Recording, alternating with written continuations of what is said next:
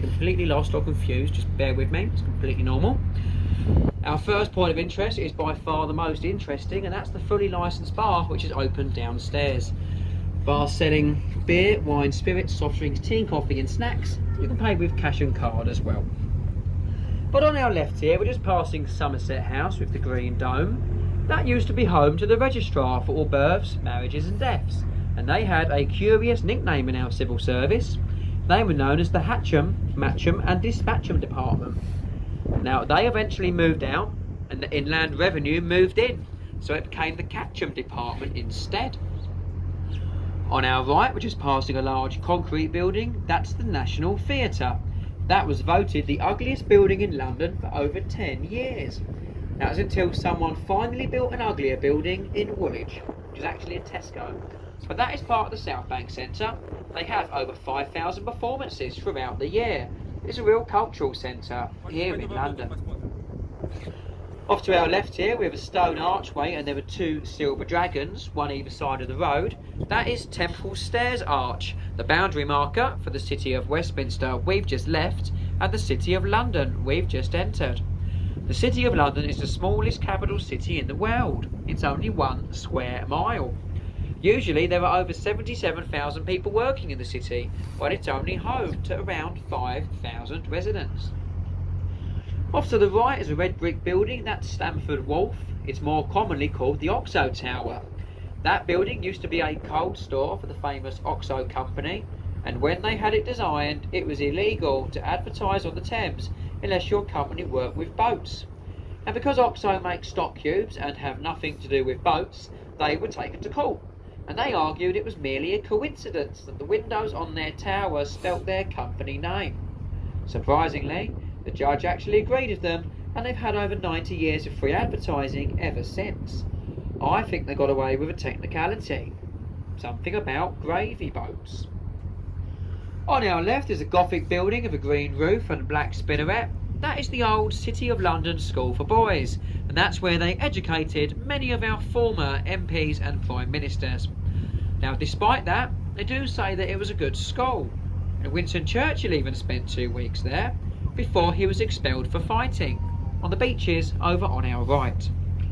But ahead of the boat we have Blackfriars Road Bridge. It was built at the request of Queen Victoria to commemorate a Dominican monastery that stood over on the left. The monks wore black habits, which is where we get the name, Blackfriars. If you look at the buttresses on this bridge, they look a bit like church pulpits, and there are statues of birds nesting underneath. On this side we have statues of freshwater birds, on the other side we have statues of seawater birds. That's because this area is brackish water, a mixture of the two. The red columns either side of us are all the remains of the old London to Chatham and Dover Railway. That was taken down because it couldn't take the weight of the modern day trains. So Henry Mark Brunel, son of Isambard Kingdom Brunel, built this third bridge, the Blackfriars Railway Bridge, to replace it. But off to the left here we have the magnificent dome of St Paul's Cathedral. St Paul's was designed by Christopher Wren. It stands 365 feet high. It's the second largest unsupported cathedral dome in the world. The largest is on St Peter's Basilica in the Vatican. Wren himself is buried in the tomb alongside the Iron Duke, the Duke of Wellington and Admiral Lord Nelson. Above Wren's tomb there is a Latin inscription that roughly translates to, "If you seek his monument, look about you," and that refers to over 120 of Wren's buildings, churches and landmarks, from Hampton Court Palace, about 21 miles behind us, to the old Royal Naval College at Greenwich.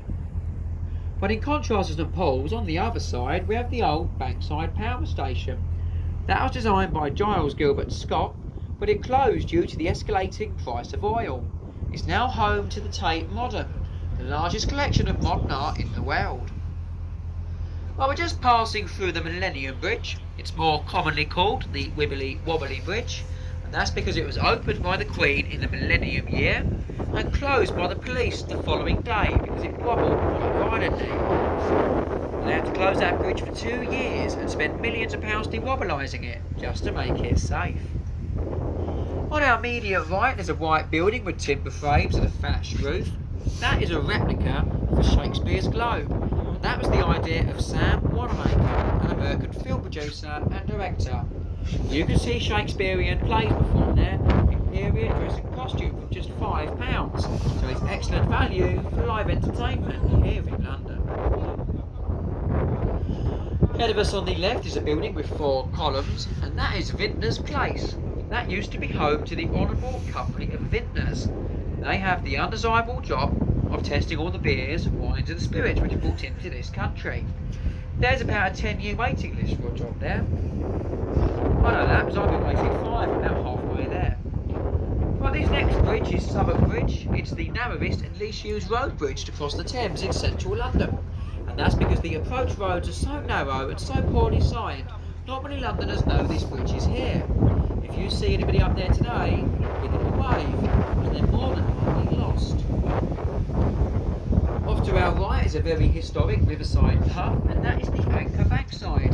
There's been an Anchor Tavern in that site for over 400 years, and it's even said that William Shakespeare had a changing room at the Anchor for when he was performing at the nearby Rose and Globe Theatres. We're just passing through Cannon Street Railway Bridge. It's arguably the oldest and the ugliest railway bridge across the Thames in central London. It was designed by John Bradshaw and opened in 1866. Ahead of us on the right is a wooden sailing ship. That is a replica of Sir Francis Drake's vessel, the Golden Hind. Drake circumnavigated the globe on the original, and he stole so much gold from the Spanish they called him El Draco, the Dragon, and he paid off our national debt. If only we had someone like him today. Now that replica has been round the world twice, and they're currently preparing for their 3rd round the world trip. Also on the right, but behind the trees, is London's 2nd largest place of worship. That's Southwark Cathedral. That's the resting place of Edmund Shakespeare, younger brother to William Shakespeare, and it's also where a young man was baptised. His name was John Harvard. He was the son of a local butcher, and he later went to America to help found the Harvard Library and University. Well, we're just passing through London Bridge, which is the 5th bridge to span the river on this site. The first one was a wooden bridge built by the Romans over 2,000 years ago. This bridge was opened by the Queen in 1973, and it replaced the last bridge, which was sold to an American company and now spans Lake Havasu in the Arizona desert. But on the left, between these first 2 buildings, we get a quick glimpse of the monument to the Great Fire of London. That stone column was designed by Robert Hooke and Christopher Wren. It stands 202 feet tall. If we were to lay the monument down in an easterly direction, the direction we're travelling in, the top of the monument would stop at the doorstep of a bakery in Pudding Lane. That's where the Great Fire started. Now you can still visit that bakery today, but it's owned by Greggs. It's a lot safer. Also on the left there's a sandy coloured building with a gold fish for weather vanes. That is the old Billingsgate Fish Market. There was a fish market on that site for over 900 years. It's now moved to larger premises in the Docklands area, but it's still famous for its fresh fish and the foul language from its porters. A young man called Maurice Micklewhite started his career there, and he later went on to become the famous Cockney actor Michael Caine. A lot of people say Billingsgate is where he learned how to swear properly. Not many people know that. But our next point of interest is quite difficult to see because it's painted in camouflage, but off to the right we have HMS Belfast. She was built in the Harland and Wolff shipyard in Belfast, same shipyard as the ill-fated Titanic. She saw action during the Second World War, and she last fired her guns in anger during the Korean campaign. She's now part of the Imperial War Museum. You can explore 9 decks of the Belfast from the engine room all the way up to the captain's bridge, and that makes an excellent day out if you like naval or maritime history. Off to our left we have the Tower of London, and over the last 900 years the tower has been a royal palace, the Royal Mint, an armoury, observatory, menagerie, place of execution and home to the crown jewels. Traitors were tried at Westminster Hall, where we started. They were rowed downriver in a small boat by someone like myself, probably without a commentary, before being taken through the entry to Traitors Gate to be locked up in the tower or executed up on Tower Hill or inside the tower on Tower Green. One of the most famous people to pass through there was a very brave Scottish knight called William Wallace, but you might better know him as Mel Gibson from the film Braveheart. The bridge ahead of us is Tower Bridge. It was designed by Horace Jones and John Wolfe Barry and completed in 1894. The centre span of that bridge opens like a drawbridge, and that's to allow large ships like the Belfast into the upper pool of London. The two bascules weigh 1,100 tons each, and they're so well balanced they could be opened in just 1 pint of water. It's all electric now, and it's a working museum as well. So you can climb up one side, cross the top walkways, and then visit the Victorian engine rooms on the other side. Now if you take a look at the top walkways, they've actually fitted a glass floor. So if you time your visit of a bridge lift, you get an excellent view of the boats passing underneath. I wouldn't look too close, but I had a Scottish wedding up there last week. That was a shock. Now as we pass through Tower Bridge, we leave the City of London, the 1 square mile, we enter the Greater London area of 600 square miles, and we make our next stop at Tower Bridge Quay St Catherine Pier. So if your ticket says Greenwich or River Pass on it, just stay on board the boat and we go to Greenwich.